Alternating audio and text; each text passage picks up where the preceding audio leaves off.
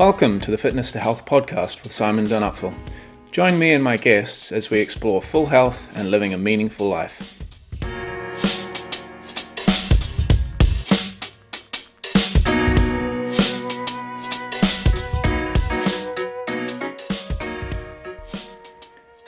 In this episode, I'm very happy to bring you my conversation with Jonathan Goodman. To start, here is a little background on Jonathan. He is working to bring the fitness industry together. Since 2011, he's published 11 books, welcomed over 20 million visitors to his website, and sold over 250,000 educational items to health and fitness enthusiasts. Originally from Toronto, Coach Goodman has enjoyed over 1,300 days exploring the world with his young family. Coaches like me know him from his outstanding education for taking our coaching work online, which in these current times is even more important than it's ever been. With Jonathan, we discussed being human in an online world, what is important in business, particularly as it relates to the fitness industry, and including focusing on quality over quantity. We also talked about living in an unconventional way, and in Jonathan's case that includes traveling for significant periods of time with a young family, while remaining grateful for what we have, and much, much more. I had a lot of fun with this episode and really enjoyed what was a genuine and deep chat with a very interesting guy. I hope you enjoy this as much as I did. For a full outline of topics covered and to find out more about Jonathan, have a look in the show notes. So without further delay, let's get started. Right.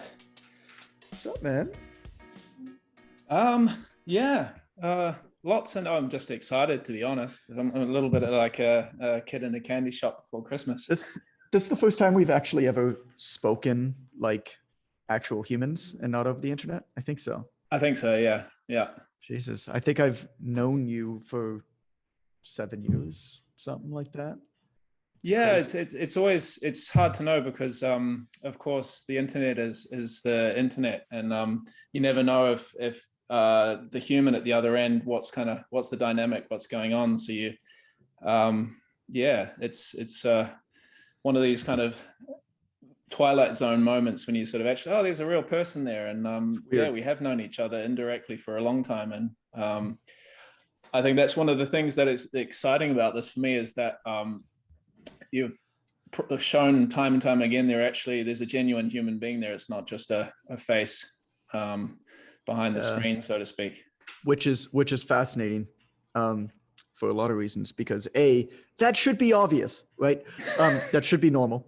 Yeah. You know, it's kind of like, why is it weird that people who actually exercise daily and eat remotely healthy are the weird ones, right?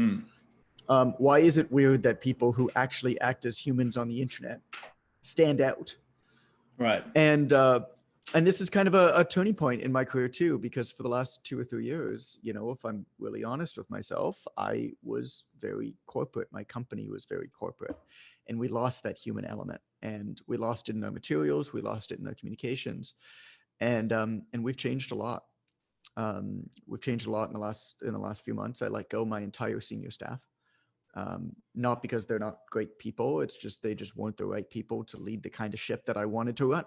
Right. And that's why I'm just psyched to be doing this stuff again, because honestly, all I want to do is selfishly talk to you. I don't give a shit about your audience. Like, great. If they hear it and they gain from it, great. But like, selfishly, I just want to get to know you better. Seriously. And that just fills my cup. And what we're doing on my Instagram too, just like having deeper conversations with people. It's like, holy crap, our community is incredible. And trainers are incredible. They're remarkable.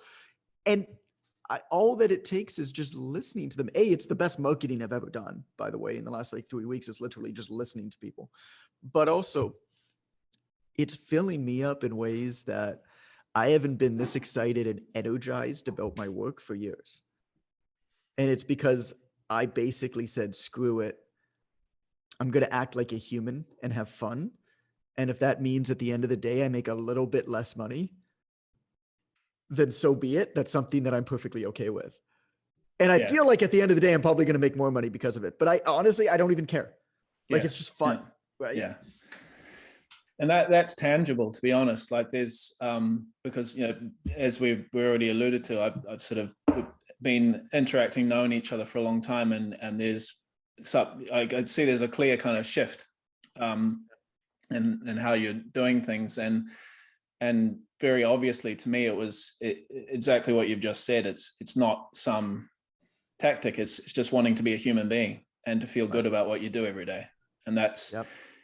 I think especially in our industry, so I guess taking a few steps back, being coaches, and then further down the field for you, serving coaches, it gets lost, or it has gotten lost online because there's so much. I call it like performance art. Maybe art's not even probably the right word, but it's everyone's sort of putting on a show. And it's so far down the track that everyone, I don't think, even understands why they're doing it anymore. Why were you putting on the Instagram show or this personality I'm online show? And it's self-serving, right? Like if you're so there was a session that I was at. I was at an event. It was run by Adam Bornstein, for anybody who knows him. Kind of one of these guys who's like a behind the scenes legend in the industry. And he ran an event called 212, which is basically like a high-end like business event, not just for fitness. And part of it was deep mentor session. So basically he'd bring in like really rock stars. And you'd have like a 5 to 7 person mentor session with that person. And I was sitting with at the time, I don't actually know if he still is, but he was the CEO of Blue Bottle Coffee, which is out in San Francisco, a big coffee company. Really, really smart guy. And I'll always remember this because he went around the circle and he said, okay, here's what we're going to do. I'm going to ask you a question, and then we're going to go around the circle and you're all going to answer it. Then I'm going to ask you another question, and we're going to go around the circle and you're all going to answer it. And then we're going to go from there. The first question was, if I'm being really honest, here's what I'll tell you about my business. You want to know what the second question was? If I'm being really, really honest, here's what I'll tell you about my business. Yeah, exactly there. Yeah. And when I was asked if I'm being really, really honest, here's what I'll tell you about my business, what I said surprised me, which is I don't give a shit about my business because it wasn't the right business for me to run. And that's how I knew that I had to make some changes. Right? But I think a lot of people who are, particularly in the fitness industry, just because that's the world that we know, that are perhaps frustrated, right, with what's going on with their business. They're working so hard and they're not kind of getting anywhere, right? It's just kind of like this. They're like, I'm putting in all of this effort, all of this time, and it's just kind of like, why? Like what, to what end, right? Like, where is this going? And what I've realized now, because I was caught in that trap too, right? If I'm honest, if I'm really, really honest, I was caught in that trap too. And what I realized is that all of it was self-serving ego. Why I was doing all of it was self-serving ego. And when I made the switch to realize nothing is about me, everything is about the community, everything is about bringing people together, legitimately caring about other people, right? Start a conversation. Listen to what people are saying, ask them to go deeper, legitimately listen to what they say, go deeper with them, and then genuinely appreciate them and thank them for sharing what they've just shared with you, and ask them to come back because you want to learn more from them. That is the best marketing I've done in the last 5 years. It's amazing. It's amazing what that's done. I mean, to give you an idea, like to put numbers to this, like my previously dead Instagram account where maybe I'd get like, I had 22,000 people following, but I was getting like 50 to 100 likes and like 0 to 1 comments on each post, right?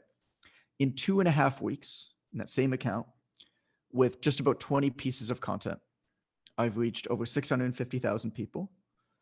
I've grown the account 6,500 followers, real followers, good followers. Organically, none of this was paid. And every single post is now over 100 comments and over 1,000 likes. Wow. That's how, right? It's not doing more, right? It's being much more strategic about what you're doing, and then actually legitimately caring about other people on the other end. There's a rhetorical question that I'm really liking asking these days. It's kind of a thought experiment, but I'll ask you it, and then we can move on with the conversation, or still dig into this stuff, whatever you like. But here's the rhetorical question that I'm asking. You don't have to answer, obviously, but when was the last time? Can you remember a single time, right, when you've had an interaction with either a company or somebody influential where you actually got the feeling that they gave any kind of a shit what you had to say? Just sit with that for a second. Even if you can remember a single time, which you might not, which I think is pretty telling. But even if you can remember a single time, you certainly can't remember 2 or 3. That should be normal. We are in a socially connected world, and we are more disconnected than we've ever been, which means the value of actually being somebody who connects has never been greater. It's not that complicated. Give a shit about other people. Don't just say you do. Actually show it through your actions. Don't just ask for comments because the algorithm is going to show your post to more people if you ask for comments. If you ask for comments and people comment, go deep with them. Have a conversation. Or don't do it. I think that's maybe something I've had on my mind about why this, I mean, we're speaking to, say, Instagram or social media right now, and why it's always kind of bothered me. I know it's such an important tool, let's say, but it's somehow engaging. It seemed like there's a pull in 2 different directions. So there's, like you said, there's the words or the concept, and then there's what's actually happening. So, if you say, I care about people, but then the actions on what you're communicating is, look at me, look at what I have to say, look what I'm saying. Look at this pretty picture of me. Yeah, there's a disconnect. I mean, it's so clear that when you brand content to you with your branding, with your face, nobody else is going to share it because it's your face, which is fine. If you understand why you're creating that content, right? If you do it with purpose. If you have people listening to you and you want to go deeper with them and brand yourself towards them, fine. If you're creating content because you want it to go into the world and work for you and bring you new audience, don't plaster your face and your brand and your logo all over that thing, because nobody's going to share it. You can do the exact same message on something that's unbranded, or I use this like Twitter share template, right? You do the exact same message. The difference, though, Simon, is I learned this from writing a book, from book marketing. You write the best book in the world. That's step 1 of 10. What happens after the book is written is what matters. You can create the best content in the world. You got to work at it. I had one post go viral, right? It had good reaction off the bat, but the reason why it reached 250,000 people and brought me 3,500 new followers is because I spent hours marketing that post, right? Once it was successful, I started sharing what the post was doing across my other platforms to get people interested. I engaged thoughtfully on all of the comments. I started going into the story reshares, and I started engaging with the people who were resharing but not tagging me, right? I started doing all of that type of work. I continually went back to that post and shared it and celebrated the people who were sharing it. I did that for 5 days, right? That one post, I spent 5 days marketing. That's why it kept going, right? If I just left it, it would have done well. It might have reached 30 or 40,000 people, but not 250. So what are you spending your time doing? Well, I think that's a good segue in a way, because I think I have a question as well, but I guess want to comment on that what you tend to diligently, whichever way, whatever that may be, for better or for worse, that's what will expand. That makes sense to me. So the more you tend to relationships, you attend to your marketing strategy, whatever it is, it'll grow. And it's leading into the question, because what interests me a lot is kind of what drives people to do what I consider extraordinary things, or at least significant things that I think deserves respect. And so for you, what was, with this process of change, what do you think was the, if there was one catalyst, maybe it's not as simple as that, but what were the things or the thing that you've maybe drove that change? What do you think it was? Our business got kicked in the teeth. I'll tell you exactly what it was, man. I'm not holding anything back. I'll tell you exactly how things went down. We had a very frail business model, right? Our entire business was largely predicated on the success of the Online Trainer Academy, our certification course. You know, all of my books are great. They'll bring in $500,000 a year or so, which is great, but nowhere close to matching our overhead. And so we were supported by the Online Trainer Academy. And the absolute worst position that you can be in business is in a state where things are going just okay. And the reason for that is quite simple. If they're going really good, awesome, right? If they're really bad, then you're forced to do something about it and change and get better. If they're just okay, you don't really do stuff, right? And so that's what had happened to us. Our best year was 2017. And since then, we've never had a year that wasn't profitable, right? But since then, we had expense creep. I brought in more people. I mean, I've spent $350,000 this year alone on consultants to help us with our brand messaging. How goddamn stupid is that? In my next life, I want to come back as a consultant because you actually, dude, you have no accountability. You don't have to, there's no accountability for results. You just come in, you get paid $50,000 to tell somebody that, you know, to ask somebody questions about what words they like using. And then you put it on a pretty little sheet and you go away and then nothing happens and then you get paid. I want to be a consultant. Holy shit. And so, you know, what basically, I mean, the problem was that the total available market that we were serving is small, right? We were serving, you know, personal trainers, nutrition coaches who largely worked for themselves, didn't have anybody who worked for them, but were entrepreneurial. And that was fine when we were the only game in town, right? We were the only curriculum really for this thing. COVID hit, you know, last year in March, and you can argue that people should have seen it coming, but the reality of it is a large part of the world didn't see it coming, got blindsided by it, right? I woke up one morning and had the perfect product for the market at the perfect time and was the only person who had it, right? We did 5,600 new customers the first week that COVID shut down everything in March. Just boom, right? Everybody who had been on the fence for our stuff, immediately now this was the most important thing they could ever do. That was great. We got all cocky, started hiring people, right? This is going to be great. We're going to 10x our business, right?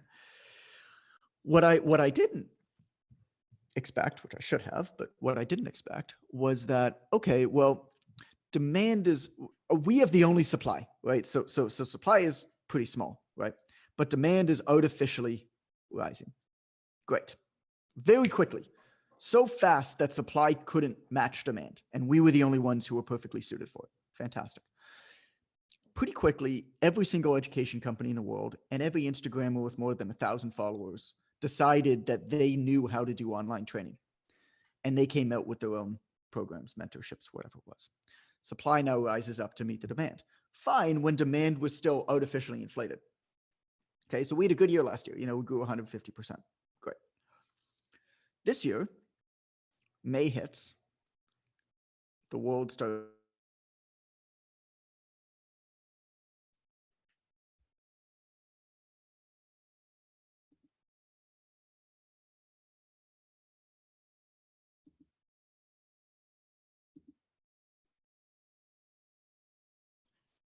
And so the result is we got kicked in the teeth.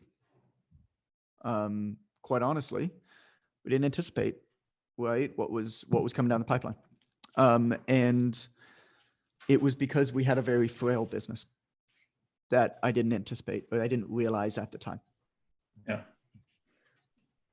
Do you think, I know it's always, it may not always be the best advice straight away, but you know, it's said that when an obstacle comes along, it teaches you something, and then you kind of can look back in hindsight and go, well, thankfully that happened. Do you kind of see that that kind of 100%. could be the case for this situation as well? 100%. Dude, Yeah. I've never felt better. Mm. Never felt better. Because I think I talked to many people, friends, family, clients, whoever, and by far and large, despite all there have been significant challenges, obviously, with COVID, but everyone I know has had a story where, looking back, it's like, thankfully that happened, because X, Y, whatever it is, I wouldn't have had the courage to make a change, a really important change, and that's the same for me as well. That was necessary.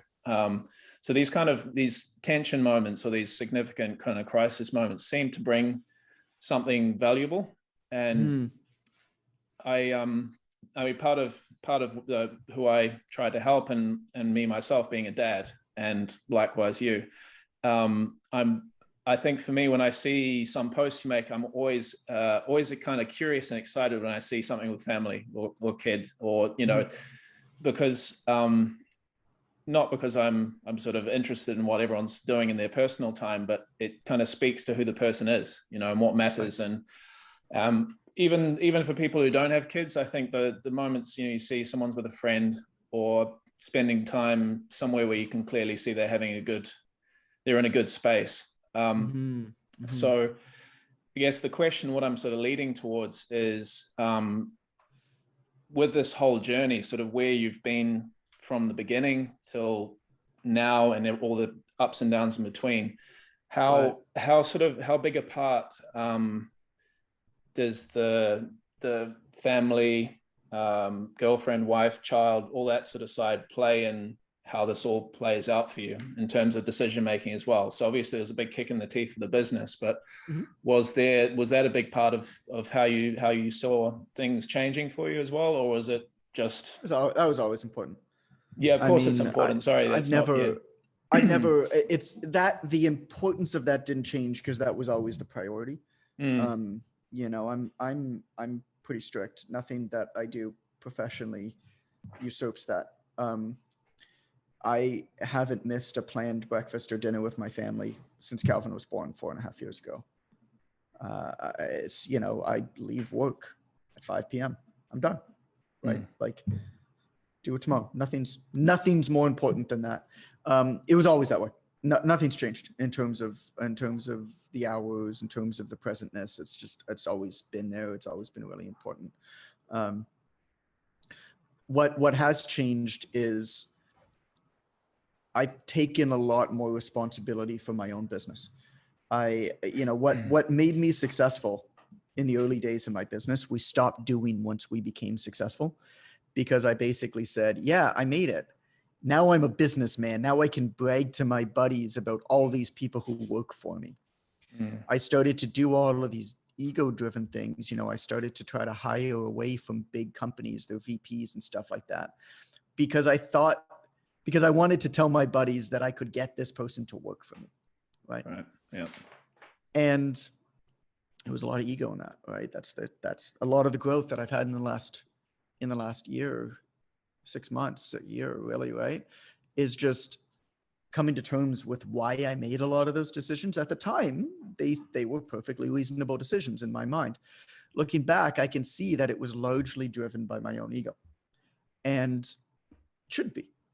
What would you rather have? Would you rather have a business that makes $5 million a year and spends 4.9 and has 30 employees? And so you have a profit of $100,000 at the end of the day, and you've got to manage 30 people. Or would you rather have a business that makes 1.2 million, spends 400,000, and has 3 staff with 1 assistant? Right. Yeah. And the second one, it's an interesting question, because it has to do with what your long-term goals are, right? The first one has the potential, depending on the model, of growing into something that's very, very big. Or getting a big valuation by a company that's just going to throw a bunch of money at you to buy your business, even though it's not worth it. But the second one is really, really great. It's more of sort of a lifestyle business. And, I'll tell you, with all the moves that I'm making, I'm only setting up business ventures now that have the potential to be 70% profitable, and they aim to make $1 to $2 million a year. And all of the money and the marketing that we're doing is into my personal brand and platform and community at the top of the funnel. And then it'll feed the other business ventures. And if any of those businesses end up growing into 5, 10, 15, $20 million businesses, great. But the truth of the matter is, I've been there. It kind of sucks. Like, it's just not what I want, right? You know, I don't want that overhead. I don't want that stress. I don't want to worry about budgets. I want to be making so much goddamn money that I don't need to worry about a budget at the beginning of the year that we spend a month and a half building, right? And so that's what we're doing, right? On the front end is my personal brand, is my personal platform that we're putting a tremendous amount of effort and money into. And you'll see a lot of noise on that in the next 6 months, year. My only job this year is building my personal branded platform. Literally, I don't care if I make another sale in 2022, right? It's all platform growth. Because on the back end, there's 3 businesses that are all run independent of one another. There's the Goodman Academy, which is our digital learning platform that we're going to be releasing next year. There's Quick Coach, which is our free software for trainers. And then there's our high-end mentorship, which is currently called Level 2, the Online Trainer Academy, but it'll be renamed. If you think about the 3 highest margin, lowest stress, simplest businesses to run, B2B SaaS, high-end mentorship, digital learning, right? The problem is lead costs and cost per acquisition is really, really difficult and really expensive for all 3 of those businesses, unless you've got a personal brand at the front of it. Yeah, makes sense. In other words, in different language, unless you have a human, genuine touch, that it's not just more noise amongst what's already out there. Right. Right. And actually, I think what you're describing with that kind of, I guess, a personal approach to how, you know, what do you want in this case, business.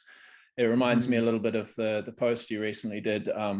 What was his name? The chap you did a video with him in the gym, and it was describing that classic story of I think it's the fisherman.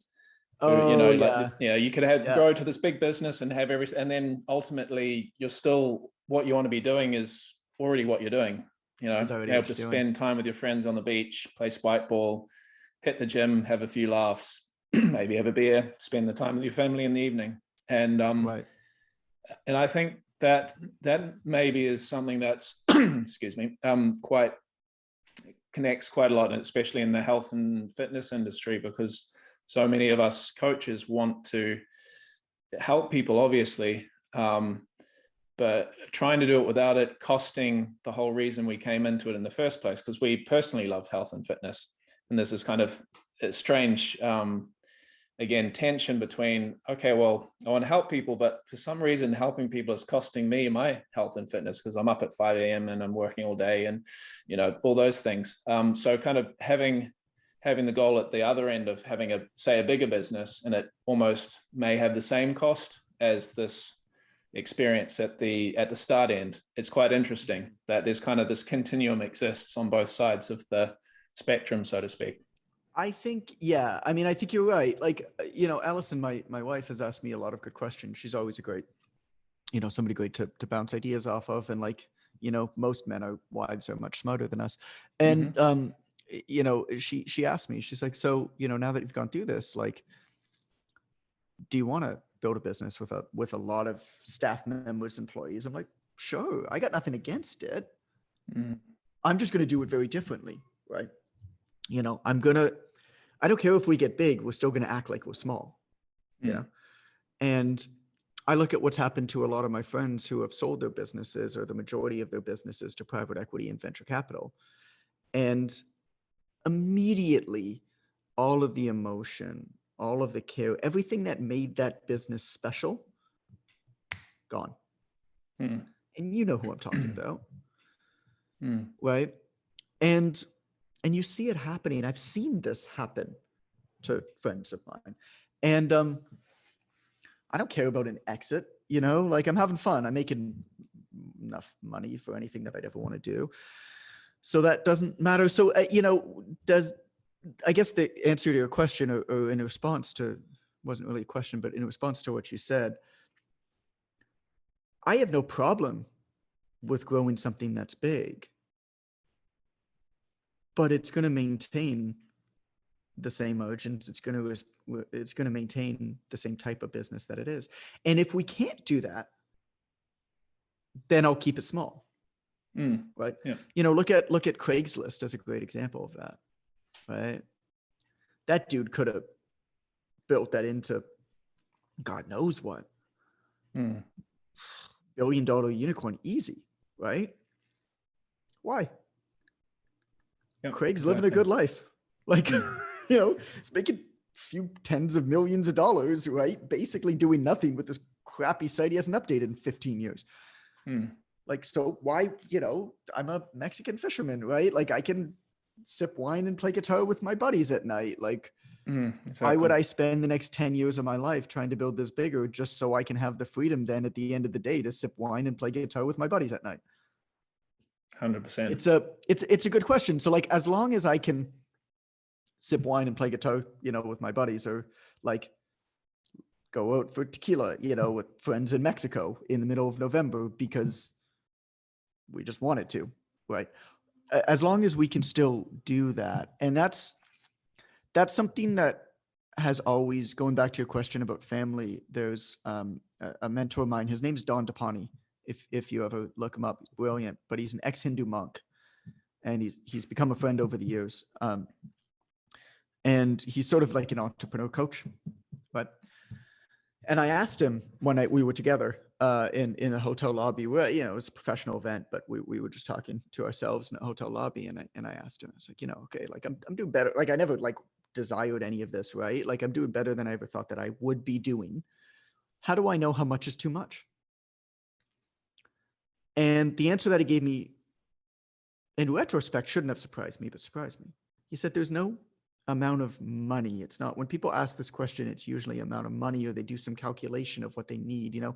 Okay, if you have $5 million in the bank and your house is paid off, you can generally assume about 10% interest, which means you have $50,000 living expenses, which means you can live off interest and then you're done. Like that's enough. Like, it's not a calculation like that. Right? He said, here's what I believe. I said, as long as what you're doing is energizing to you, as long as what you're doing is what you feel is the right thing to be doing for you, and you feel good about what you're putting out in the world, and it's not taking away from what you feel is very important for you and your family, make as much money as you can possibly make. There is no enough. But the second it begins to encroach on any of those things, that's when it's too much. Simple, but very wise. Yeah. He's a smart guy. You look up his stuff. Don DePani. He's got a pretty good following for reasons like that. He's had a bunch of videos go super viral. You might recognize him. But yeah. I think those sort of moments when it may have at the time been a nice conversation, and then it's the wisdom is there, and then you can maybe digest it over time, and it comes back to you. And when you, let's say, having a conversation like we're having now, but I sometimes I wonder too that there's this let's call it the gap or the width between wisdom or knowledge, let's say, and pondering to wisdom, and then the actions between.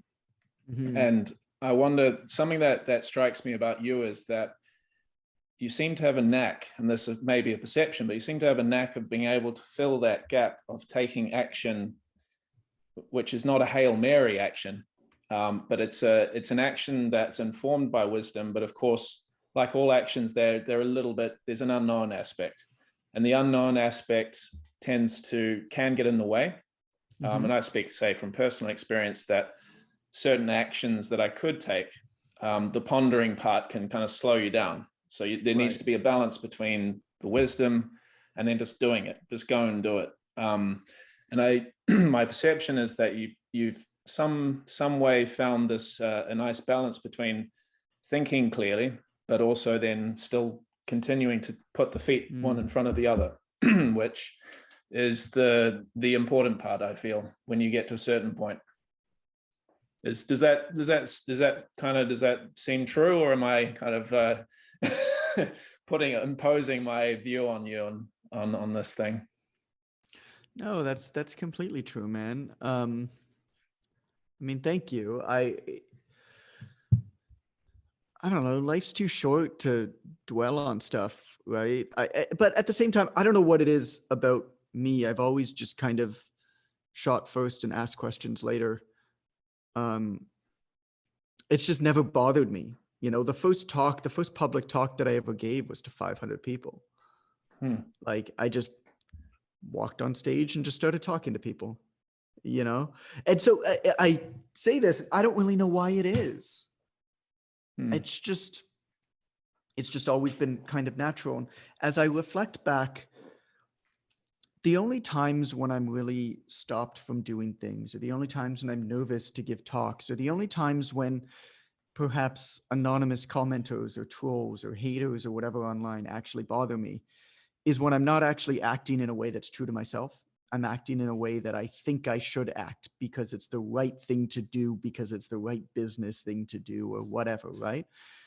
If I'm putting out a message that I've thought about, if I'm talking about something that I feel confident in talking about,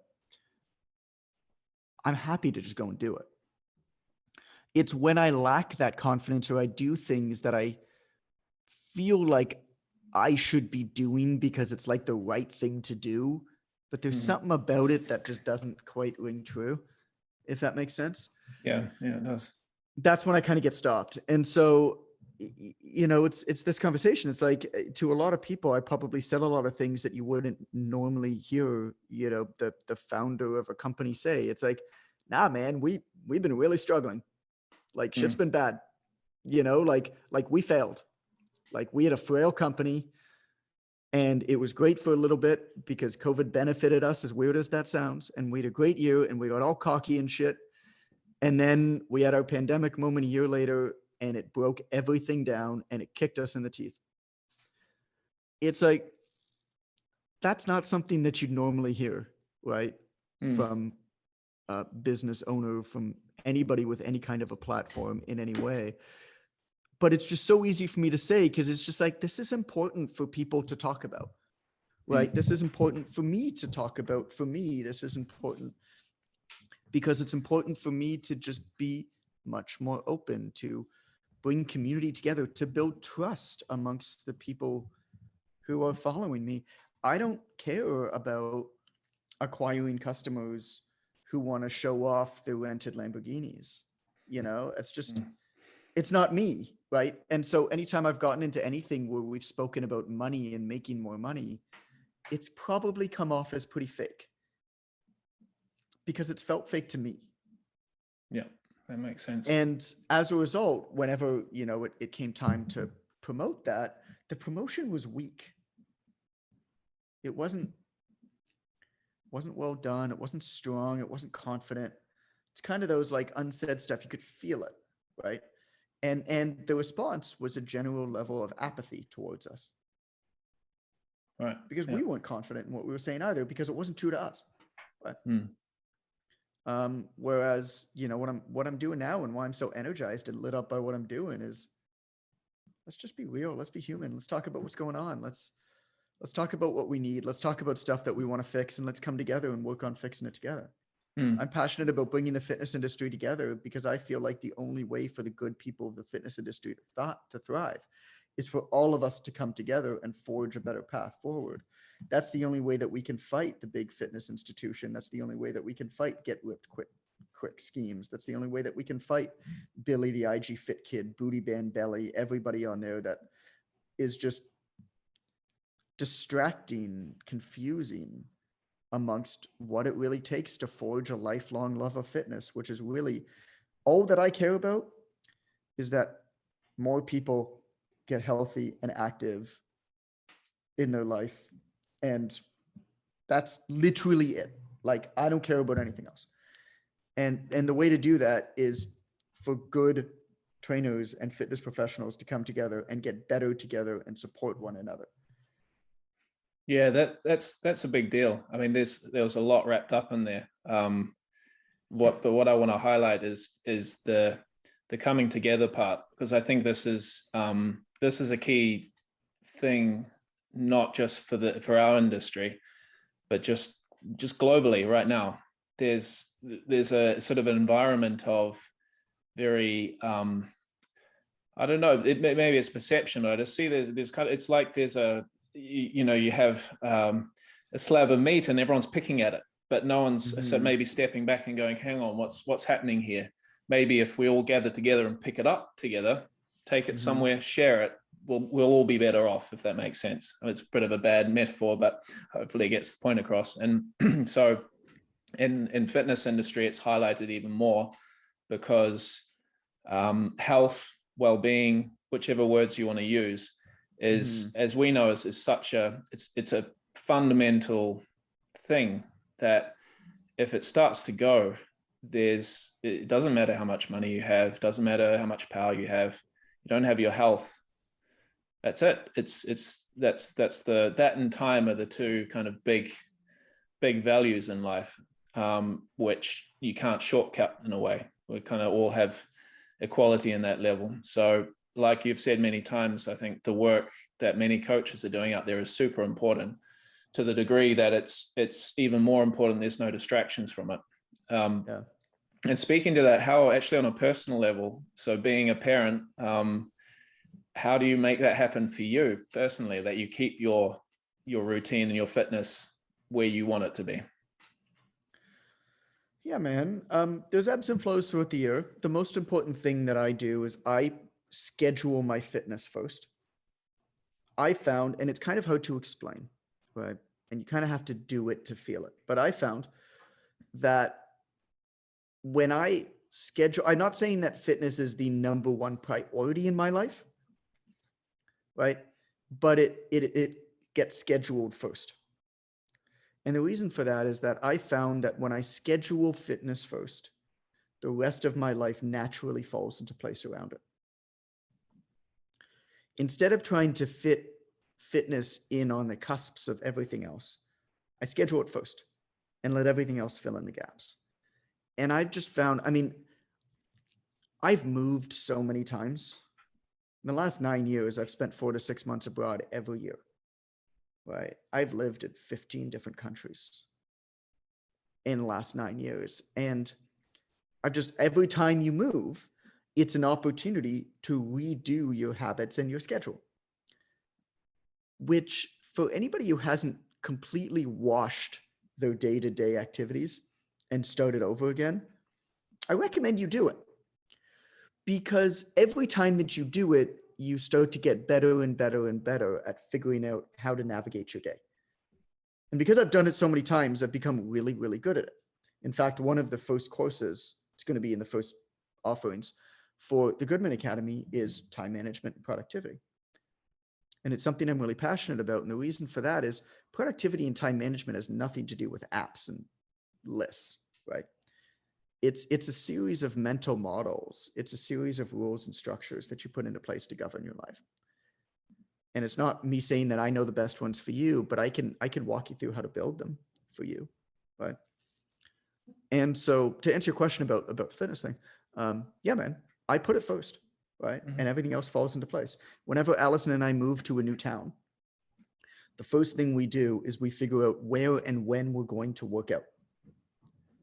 After that, we figure out childcare and food and where I'm going to work, what else she's going to be doing during the day, and everything else, right? But the fitness comes first. Yeah.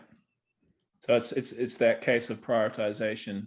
And actually, I know it's a kind of strange connection, but what it reminds me of is in one of the courses that I've had the privilege of going through as well, is at the beginning was talking about the freedom number.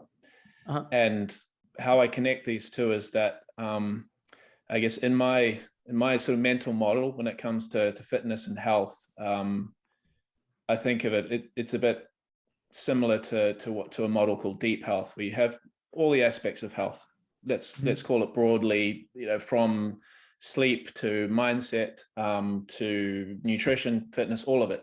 But where I sort of think what perhaps isn't always put into the conversation is in the middle, aside from having your values and your purpose really clear. The other one is needs. So kind of referring to this Maslow's hierarchy of needs. And financial, let's call it stability or know-how or ability, is kind of the modern day way of sort of providing our needs. So rather than going out and fighting, hunting, cooking food in the forest, we pay for our food, for example. So if you don't have that kind of sorted, and it's not well managed, then that's a source of stress and poor health in many ways. And so the reason I connect it to putting fitness first is that I sort of see that saying, putting up front, what is your freedom number, is an act of health, because you're looking at what's the bare minimum I need to no longer have a potential source of stress and worry in my life. It's not how much money do I want to make because I'm putting $1 million or whatever it is. It's because health. And I like that because it's not explicit, but to me, it was very clear that you have to start at this point. This is a fundamental. And it sounds also like with fitness, putting it first into the schedule. It's like, well, if you don't have that schedule, this is a fundamental. You can only expect poor health if you don't do that first. Right. Yeah, I've never thought about it that way. That's kind of neat. Yeah, it's kind of been on my mind because I see in the fitness industry, coaches particularly are struggling to make ends meet quite often before maybe they develop certain habits or the right approach, and that indirectly is a source of poor health if you're not careful about it. So I'm fascinated that that you managed to, with your family, relocate so many times, and to not just because it's a cool thing to do, but you genuinely thrive from that. Do you think does that come from, or always from the very beginning you've had a traveling sort of nature, or did that sort of come as a part of how you saw your life together with you and Allison? I'm going to sneeze. I need to shine a light. No, I'm not going to sneeze. Oh, that's stuck right up there. Worst timing ever. That's a good question. It was not. No, I've always loved to travel. Don't get me wrong. I've always felt kind of this wanderlust. My first backpacking trip, I was 15 years old. I backpacked Cuba with my brother. And so I did my grade 12 English credit. I did in the summer before grade 12 in England. I did a semester abroad in Australia in university, studied sports science at Vic Uni in Melbourne there. And I've done a lot of backpacking across Greece, across, a whole bunch of different places. And so it was always something that I wanted to do, but no, I mean, it was never anything like I thought that I'd be working like everybody else that I knew, right? I'm from a middle to upper class Jewish family in suburbia Toronto. Like every adult that I know is a lawyer, doctor, dentist, teacher, accountant. Every single one of my friends is a lawyer, doctor, dentist, teacher, accountant. My dad's a banker, right? Or not a banker. Sorry. My dad's a businessman, like middle management engineer. My mom's a teacher. My sister's a lawyer. My brother's a teacher. My other brother works in small business banking. Everybody, literally everybody, right? It just wasn't even a thought. Like growing up, I mean, it's different now, but going into the workforce in 2008, when I finished my university degree, digital nomadry was not a thing. Like just wasn't anything that anybody really aspired for. It just didn't really exist. And so, no, I mean, I did it 1 year. Basically, the first time that I did it was kind of just to run away from the world. I went to Hawaii And I just had to figure some stuff out personally, right? And it was tough. I ran away, and I broke up with Allison, who's now my wife, but we broke up when I went away there, and I was by myself for 6 months. It was tough. Came back, thought that was going to be it. Thought that I was going to live at home. And then Allison finished her board exam. She's a naturopathic doctor, so she finished her board exams that summer, and we'd started like hanging out again, but without a title. And then she went to Southeast Asia for her one trip before she was going to be a doctor for the rest of her life. And my mom gave me the piece of advice that's changed my life, which is, you better get your ass on a plane tomorrow or else you're going to lose that girl. Mums great, aren't they? and I was on a plane 2 days later on my way to Thailand. And lo and behold, there was already a guy latched on to her. He wasn't happy to see me. And so Alice and I had a great time in Southeast Asia, and that was going to be it, right, for us, until we figured out, how to live our lives like regular working people in Toronto. And then the next winter rolled around, and we kind of looked at each other and we're like, we could just go again somewhere. And so we did. And then we kind of looked at each other and was like, well, we could just kind of keep doing this until we can't do it anymore, right? And so for the first 5 years, I owned nothing, right? I owned a backpack. I no debt. I graduated university debt free, which is an unbelievable gift from my parents. And I'm so lucky in every way. I worked through university, but also, there was a lot of support there. So I had no debt. When we came back to Toronto for 6 months, we rented a car and we rented a furnished apartment. And then after those 6 months for the winter, we gave back the keys and we left again. And there's a lot of things that are interesting there. The first is the amount of money that we put away, because I was earning US dollars living in Thailand, for example. God, we put away a lot of money young, right? Even now, living in Mexico, I've done some back of the napkin calculations. We own a house in Toronto that our friends are staying in. Like, we're not renting it or anything. So we've got a full mortgage in Toronto. Our car's sitting in our garage. And the cost of living where we are right now in Mexico is so much lower than Toronto that even taking into account a double rent, right? Because we're renting here as well. We're renting a golf cart here, for $25 a day as well. And the cost of living here is so much less that it's actually about break even to if we were to stay in Toronto. That's the difference. I go for lunch, I get 3 tacos. It's 45 pesos. That's $2.50. Like, you can't go for lunch in Toronto for less than 25. Yeah. Right. Yeah. And so, it's night and day. So we did that for, 4 years, 5 years, her and I, just while we could, as like young, free people, basically. And, until we couldn't do it. And I don't know, we could still do it. We just kept figuring it out along the way. We had a son. Cool. And Allison was pregnant. What do you do? Well, we had our midwives in Toronto. We found a midwife on the north of Kauai in Hawaii that we went to see, and they sent back stuff. We found an obs-gyne on Koh Samui. We were living in Koh Phangan in Thailand, and we took the boat across to Koh Samui and, went to see an obs-gyne who did the checkup with Allison there. Like, you could figure this stuff out, man. Calvin right now is 4.5 years old. He's in a Spanish school in the jungle. Like, that's outstanding. That's just brilliant. Because I think that's the thing for parents, especially, is that it's very easy to get into that trap of, we can't, the kids. Right. And most of the time the kids are like, what? Well, let's go, let's do it. Of course there's realities, like, it's not for everybody. I mean, I don't want to paint a unrealistic picture, but I think what your story speaks to is that, a lot of the time we assume the non-possible, and if we kind of stumble into the possible, then we can get surprised. Right. Even if, like hearing your story, and if anyone listens hears the same story, there can be 1,000,001 excuses of why this doesn't apply to me, right? But I think what's important to take from that is, if one person can do it, it's always possible. That's, that stands there for you to do with it what you will. But it's important. I think that's in everything.